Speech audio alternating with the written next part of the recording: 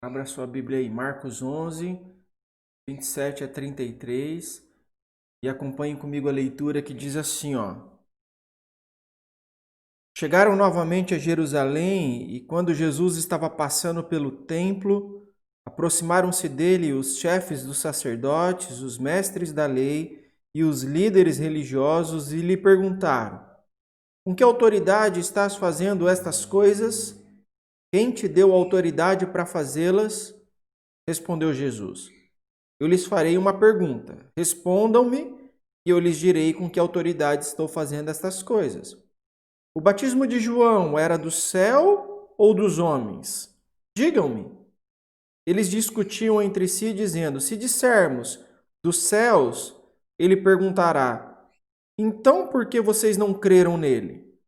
Mas se dissermos dos homens, eles temiam o povo, pois todos realmente consideravam João um profeta. Eles responderam a Jesus: Não sabemos. Disse então Jesus: Tampouco lhes direi com que autoridade estou fazendo estas coisas. Vamos orar mais uma vez?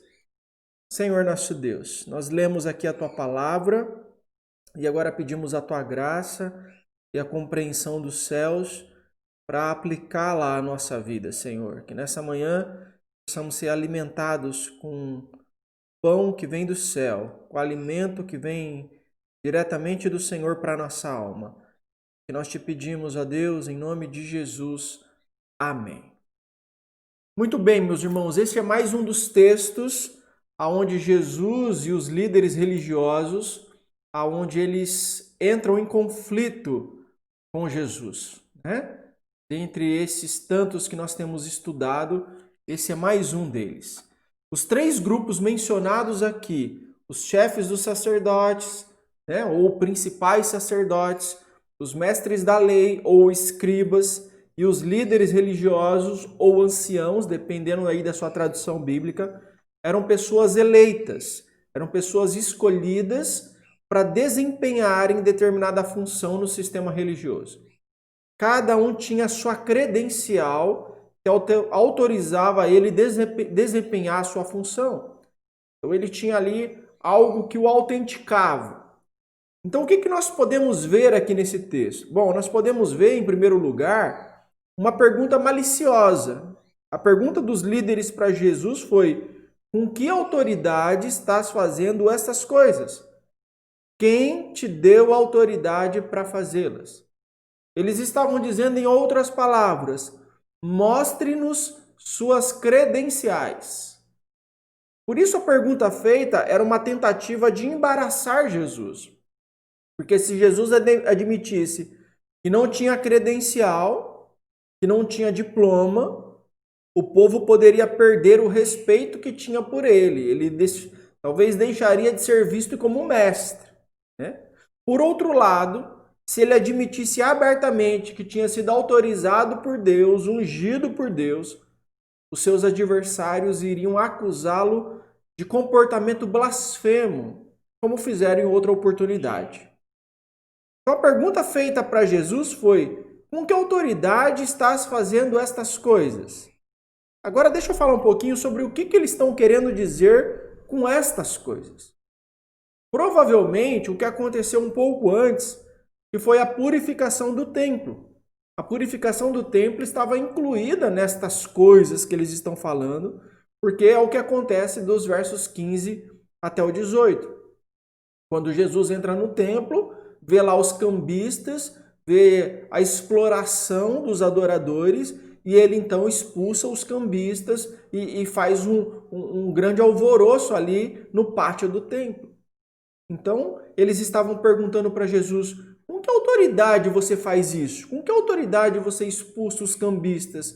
Com que autoridade você coloca você faz toda essa bagunça no templo? Mas essa não era a única coisa.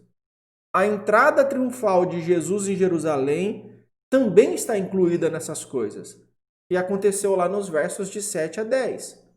Afinal, embora Jesus não tivesse provocado os gritos das pessoas, das crianças, dos discípulos, quando eles começam dizendo: Hosana, bem-vindo que vem em nome de Davi, Jesus também não fez nada para impedi-los. Ou seja, enquanto eles cantavam isso, enquanto eles falavam isso, enquanto eles evocavam essa expressão que é voltada para o Messias, Jesus não fez nada para impedir que eles assim fizessem, tá? Então esses mestres religiosos estavam dizendo para Jesus: com que autoridade você recebe esse louvor? Você recebe essa adoração? Você recebe essa expressão que é exclusiva do Messias? Com que autoridade você faz isso? O próprio ensino de Jesus pode ser incluído nessas coisas. Tudo aquilo que Jesus estava ensinando, né? A autoridade com que ele ensinava. Porque tantas vezes ele dizia assim: ouviste o que foi dito, eu, porém, vos digo. Ou seja, ele melhora a compreensão daquele mandamento. Ele interpreta aquele mandamento. E ele está dizendo: eu tenho autoridade para fazer isso. Então, os escribas, os rabinos, eles pegavam a lei. Se você se lembra, semana passada, quando nós estudamos do sábado, eles pegavam a lei do sábado e eles diziam: bom, deixa eu falar para vocês o que é trabalho. E aí, então, redigiam aquilo que eles consideravam trabalho e isso virava uma lei também, né? Isso virava a tradição dos escribas, era tido como se fosse uma lei. A interpretação dos escribas da lei era tido como se fosse uma lei também. E Jesus faz algo parecido. Ele pega uma lei, ele fala: ouviste o que foi dito, eu, porém, vos digo, e ele reinterpreta, ou ele interpreta aquele mandamento, tornando ele mais claro, tornando ele mais profundo, tornando ele mais de acordo com aquilo que a palavra de Deus queria dizer. E agora esses mestres estão dizendo: com que autoridade você faz isso? Com que autoridade você reinterpreta? Você se coloca como um escriba? Ou seja, quem deu permissão para Jesus fazer essas coisas? Todas essas coisas. Então essa é uma pergunta maliciosa. Estão querendo pegar Jesus, estão querendo puxar-lhe o tapete, estão querendo achar uma falha para que eles possam, de alguma maneira, desqualificar a pessoa do Senhor Jesus. E aí o que nós temos em seguida é uma pergunta corajosa de Jesus, né? Uma contra-pergunta, na verdade, né? Diante da pergunta dos líderes, Jesus faz uma contra-pergunta. Ele fala assim: respondeu Jesus, eu lhes farei uma pergunta. Respondam-me e eu lhes direi com que autoridade estou fazendo essas coisas. O batismo de João era do céu ou dos homens? Digam-me. Eles estão querendo puxar o tapete de Jesus, eles estão querendo pegar Jesus, eles estão querendo achar uma brecha para denunciar Jesus. E Jesus, que não era bobo nem nada, faz uma contra-pergunta e coloca eles também em saia justa. Geralmente, quando uma pessoa é atacada por outra, ela muitas vezes nega a acusação, ela muitas vezes deprecia aquele que está tentando colocar ele em situação errada, deprecia o crime, começa a discutir, começa a justificar-se. Há ocasiões quando a melhor coisa a fazer é admitir o erro, dizendo: eu errei, estou errado, pedir perdão, mudar de atitude. É lógico que esse não era o caso de Jesus, né? Jesus não estava errado. Jesus não estava errado em purificar o templo. Jesus não estava errado em receber os louvores quando estava indo para Jerusalém. Jesus não estava errado em tudo aquilo que ele ensinou, né? Então, ele não deveria admitir coisa nenhuma, né, errada. Às vezes a acusação ela pode ser respondida com um silêncio. Talvez com uma contra-acusação, né? Você está me acusando, eu também vou te acusar. Ou como fez Jesus, eu respondo uma acusação com uma contra-pergunta. Esse método da contra-pergunta foi muitas vezes usado por Jesus. Porque em vez dele simplesmente se defender, ou dele fazer o que a maioria faz, quando eu sou atacado eu ataco também, Jesus fazia uma contra-pergunta para expor a irracionalidade, muitas vezes, daqueles que estão acusando ele. De mostrar que aquilo que o estão acusando, eles mesmos erram, né? Então, Jesus usa desse argumento, dessa forma, desse meio, para expor toda a hipocrisia dos fariseus. Por exemplo, a gente vê isso acontecendo em Marcos capítulo 2, quando ele diz assim, ó, por que esse homem fala assim? Está blasfemando. Quem pode perdoar pecados a não ser somente Deus? Então Jesus tinha dito para o paralítico, né? Perdoado-lhes são os seus pecados. E aí eles falam, quem é esse homem? E aí então o texto continua dizendo, Jesus percebeu logo em seu espírito que era isso que eles estavam pensando e lhes disse, por que vocês estão remoendo essas coisas em seus corações? O que é mais fácil dizer ao paralítico? Os seus pecados estão perdoados? Ou levante-se, pegue a sua maca e ande? Ou seja, eles fazem uma pergunta. Quem que esses caras estão pensando que é? Ele está dizendo que pode perdoar pecados? Só Deus pode perdoar pecados. Ou quem pode perdoar pecados a não ser somente Deus? Eles fazem uma pergunta. Jesus não responde a pergunta. Jesus faz uma contra-pergunta. Jesus responde a eles com uma outra pergunta, dizendo: o que é mais fácil? Dizer para esse paralítico: perdoados são os seus pecados? Ou levante-se, pegue a sua maca e ande? Numa outra ocasião, em Marcos capítulo 2, diz assim que os discípulos de João e os fariseus estavam jejuando. E algumas pessoas vieram a Jesus e lhe perguntaram: por que os discípulos de João e os dos fariseus jejuam, mas os teus não? Pergunta. Todos os discípulos dos mestres religiosos jejuam, mas os 12 apóstolos, os outros seguidores de Jesus, eles não jejuam. Por que não? E Jesus respondeu: como podem os convidados do noivo jejuar enquanto ele está com eles? Ou seja, Jesus faz uma outra pergunta. Jesus responde uma outra pergunta. Jesus remete a eles a pensarem, a refletirem sobre aquilo que eles acabaram de colocar na mesa. Mas um outro texto, Marcos capítulo 2, os versos 24 e 25, os fariseus mais uma vez lhe fazem uma pergunta.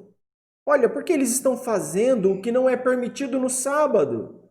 A gente viu isso semana passada. Ele respondeu: vocês nunca leram o que fez Davi quando ele e os seus companheiros estavam necessitados e com fome? Porque os seus discípulos estão colhendo espigas. Não pode colher espigas no sábado. E Jesus, em vez de responder, faz uma outra pergunta. Vocês não leram na lei de Moisés o que fez Davi?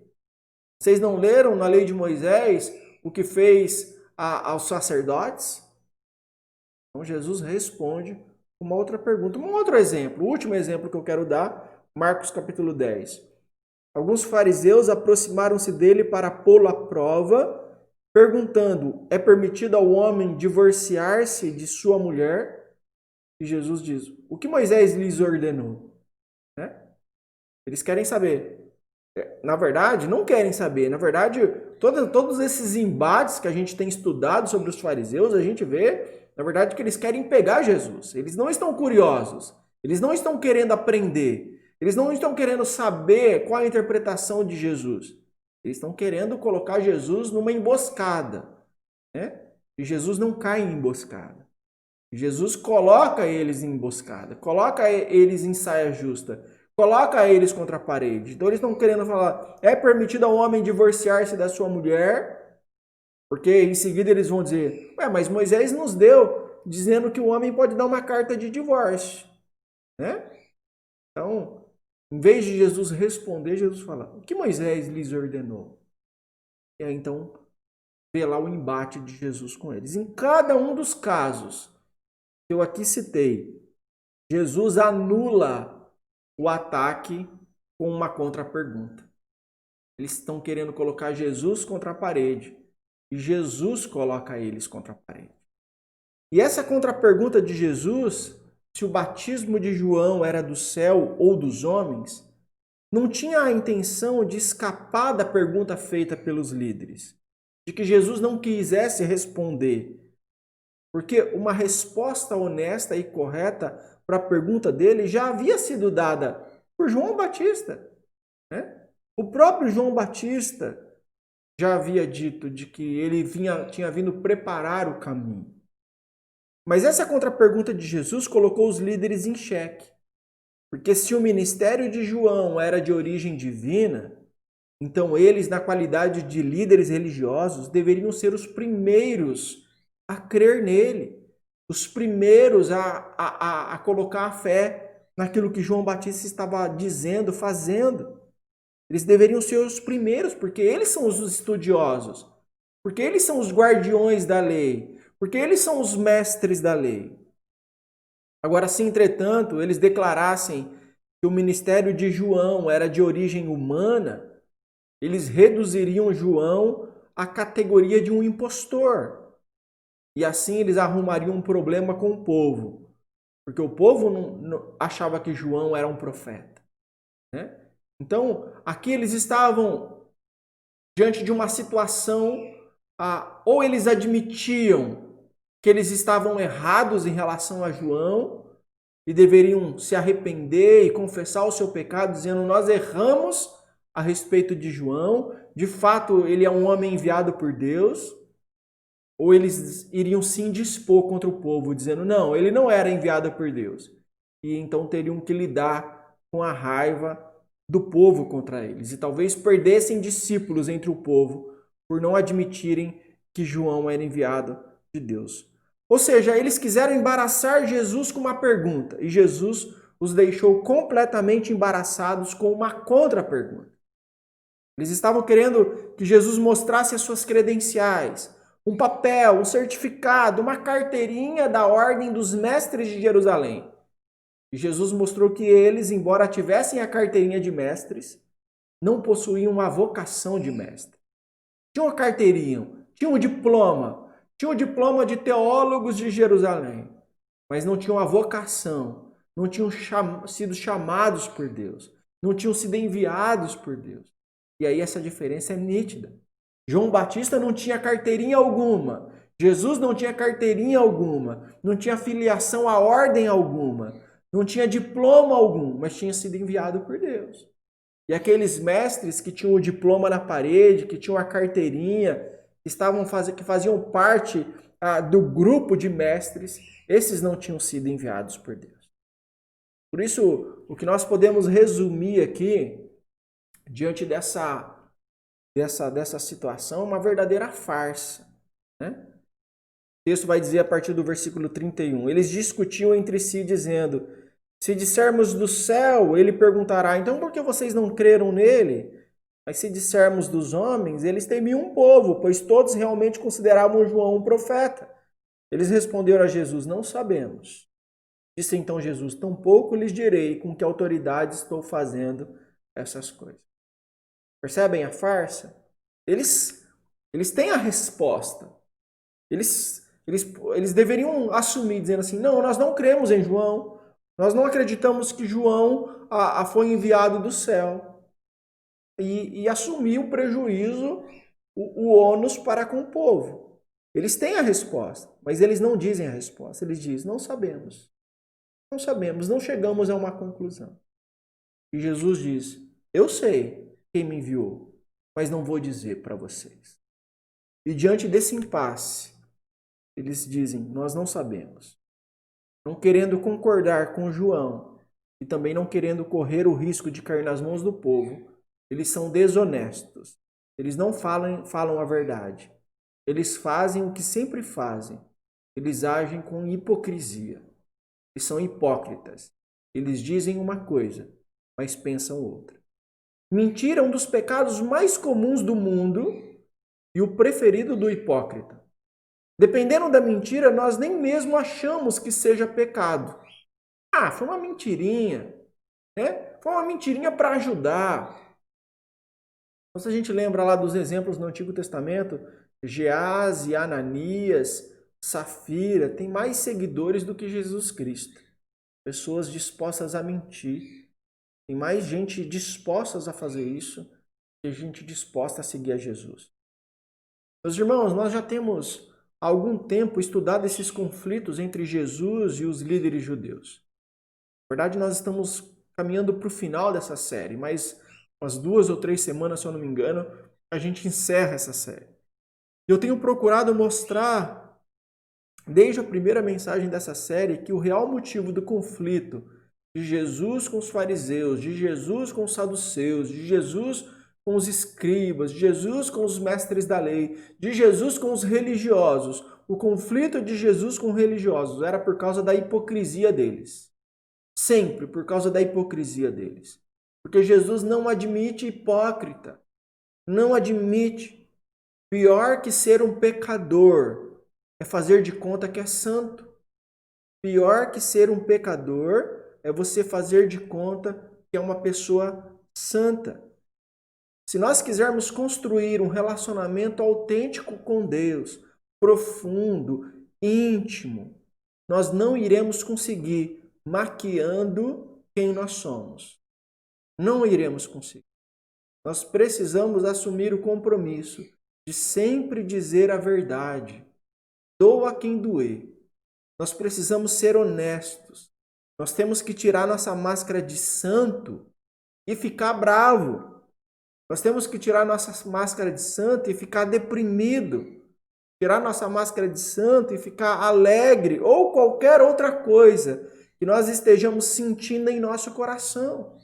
Porque quanto mais verdadeiro nós se apresentarmos, ainda que queiramos ser diferentes, ainda que não queiramos sentir aquilo, ainda que não queiramos falar aquilo, mas quando nós nos mostramos verdadeiros, o nosso relacionamento com Deus será intenso, porque nós não estamos maquiando nada, porque nós não estamos desvirtuando nada. Somente quando nós formos honestos com nós mesmos e com Deus, é que nós estaremos preparados para sermos transformados por Ele. E quando essa transformação acontecer em nossas vidas, seremos honestos também com os outros, porque nós estaremos refletindo o caráter de Cristo, e nele não há mentira, nele não há falsidade, nele não há hipocrisia. Jesus não entrou numa discussão infrutífera com seus inimigos, nem perdeu tempo com as perguntas maliciosas deles. Não adianta ensinar quem não quer abrir mão das suas convicções. Não adianta gastar tempo com quem já te rejeitou. Nada é capaz de fazer aqueles líderes abrirem o coração para Jesus e ele sabe disso. Por isso a pergunta que eu quero fazer para a gente refletir nessa manhã e aplicar essa palavra à nossa vida é quem você está querendo enganar, seja com suas perguntas, seja com suas respostas. Quem você pensa que está enganando? Sabe quando a gente diz assim, está tudo bem, quando não está tudo bem? Ou pior, sabe quando a nossa pergunta parece sincera, mas está cheia de segundas intenções? Nós precisamos parar com esses subterfúgios. Nós precisamos parar de encenar como um personagem. Nós precisamos parar de deixar de ser hipócrita. A nossa vida precisa estar pautada pela autenticidade, pela verdade. Pela verdade. As nossas perguntas precisam ser claras, precisam ser precisas, precisam ser feitas sem segundas intenções. As nossas respostas precisam ser verdadeiras, inclusive se não quisermos dar respostas. Dizer, não quero responder. Ou se nós não sabemos a resposta, mas nós precisamos ser verdadeiros. Nesse caso, nós dizemos, não posso te falar, não sei te responder. Mas precisa ser verdade. Sempre é verdade. As nossas palavras são preto ou branco, não cinza, não dúbia e não incerta. É assim que a gente constrói um relacionamento com Deus e com as pessoas, sendo verdadeiros. Paulo vai dizer aos Efésios, falar a verdade em amor. Né? Verdade e amor precisam andar juntos. Por isso, mais uma vez, o texto bíblico está nos chamando para a gente deixar a hipocrisia de lado e a gente ser verdadeiro no nosso relacionamento para com Deus, no nosso relacionamento de uns para com os outros. É assim que o Senhor deseja. É assim que tem que ser. É assim que nós construímos um relacionamento. Não na base da religiosidade, não na base da hipocrisia, não na base da mentira. na base da verdade, da autenticidade. Só assim nós podemos nos aproximar de Deus. Porque nós podemos enganar e ser hipócrita para com os outros, mas para com Deus não. Né? Ele sabe o que de fato está no nosso coração.